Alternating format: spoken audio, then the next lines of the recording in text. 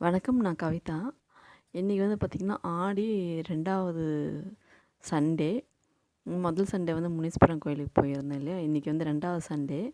5 மணிக்கே எழுந்து ரெடியாகி நாங்கள் கிளம்பிட்டுருக்கோம். எங்கே போயிட்டுருக்கோம் அப்படின்னு பார்த்தீங்கன்னா, ஒரு முக்கியமானவர்களை பார்க்கத்தான் நாங்கள் போயின்னுருக்கோம்.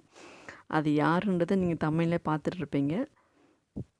நம்ம சிறுவாபுரி முருகனை பார்க்க தான் நாங்கள் போய்கிட்டுருக்கோம்.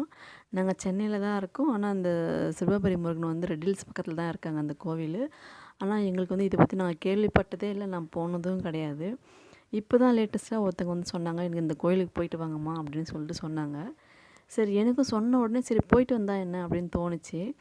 எங்கள் வீட்டுக்காரர் கூட, "இல்லை, நான் நைட் ஷிஃப்ட் போயிட்டு வந்தேன், என்னால் வண்டி ஓட்ட முடியாது, நம்ம இன்னொரு நாளைக்கு போகலாம்" அப்படின்னு சொன்னார். "இல்லை இல்லை, இன்றைக்கி தான் போயிட்டு வரணும்" அப்படின்னு சொல்லிட்டு உடனே நாங்கள் கிளம்பி போயிட்டோம் அந்த கோயிலுக்கு. காலத்தால் 5 மணிக்கே எழுந்து குளிச்சுட்டு ரெடியாகி கிளம்பி போயாச்சு. பொழுது கூட விடியலை, அதுக்குள்ளே நாங்கள் கிளம்பிட்டோம். ஒரு 5:50க்குலாம் வீட்டிலேருந்து கிளம்பிட்டோம். பார்த்திங்கன்னா, இங்கே வந்து என்ன ஸ்பெஷல் அப்படின்னு பார்த்தீங்கன்னா, அங்கே பாருங்கள், அந்த 6 விளக்கு இருக்குது பாருங்களா, இது வந்து வெத்தலையில் வச்சு நெய் தீபம் ஏற்றணும்.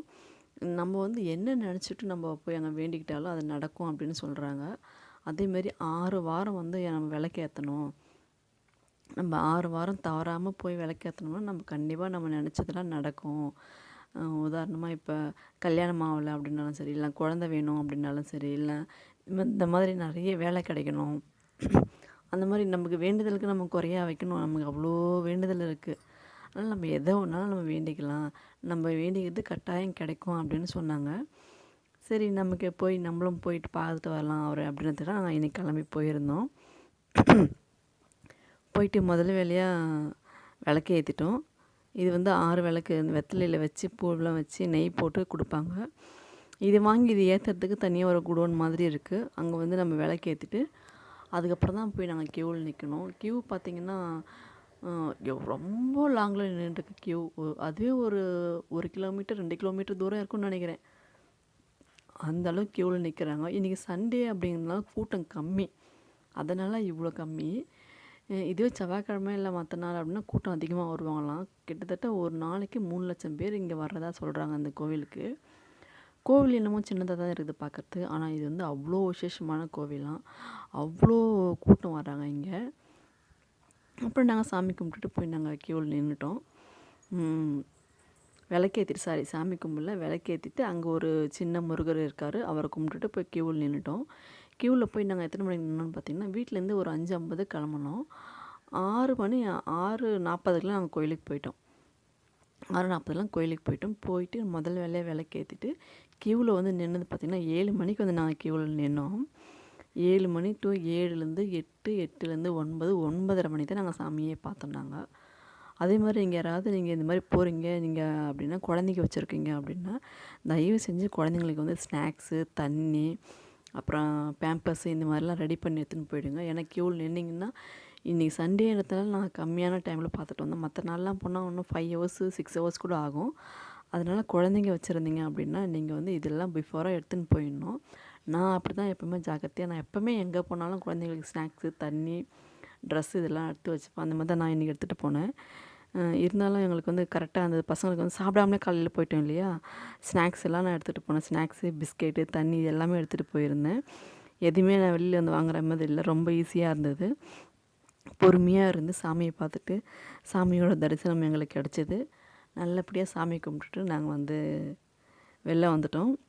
வெளில வரும்போது பார்த்திங்கன்னா மணி 9:30 மணி இருக்கும்னு நினைக்கிறேன். 7 மணிக்கு போய் நின்னோம், 9:30 மணிக்கு நாங்கள் வெளில வந்தோம். இன்னும் சீக்கிரம் போயிருந்தால் சீக்கிரமாக பார்த்துட்டு வந்திருக்கலாம். எங்களுக்கு வந்து அவர் நைட் ஷிஃப்ட்டு போயிட்டு வந்து நாங்கள் கிளம்புனதுனால இன்னும் லேட் ஆகிடுச்சு.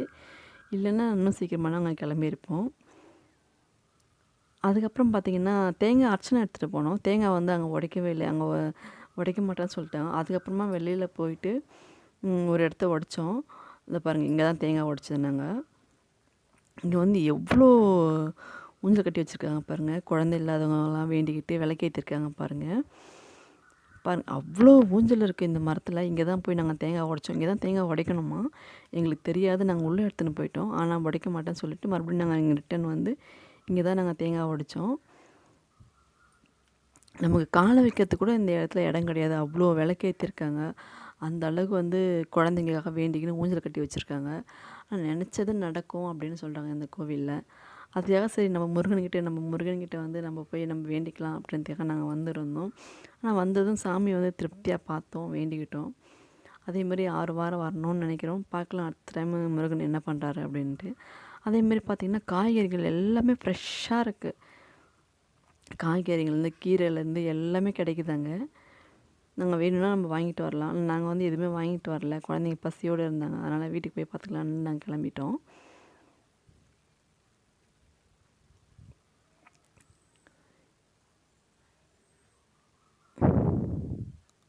பாருங்கள், இங்கே பாருங்கள், எல்லாமே 90s மிட்டாய்ஸ் தான் இது. இதை பார்த்த உடனே எனக்கு ரொம்ப பிடிச்சிருச்சு. அங்கே போய் நின்று எல்லாத்துலேயும் ஒரு மிட்டாய் வாங்கிட்டோம்.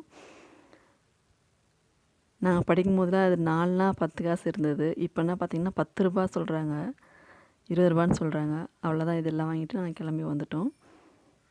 இந்த வீடியோ உங்களுக்கு பிடிச்சிருந்தா சப்ஸ்கிரைப்